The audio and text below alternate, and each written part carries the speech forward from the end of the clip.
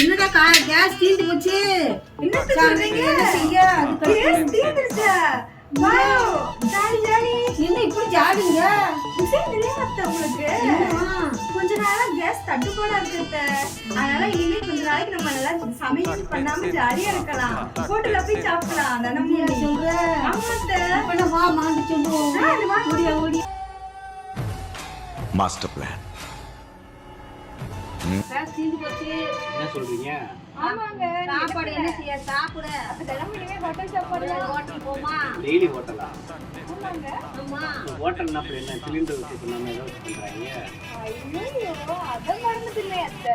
ராஜதந்திரங்கள் அனைத்தும் வீணாகிவிட்டதே. சண்டை பார்க்க போறேன். எதுல போறீங்க? வண்டியிலா?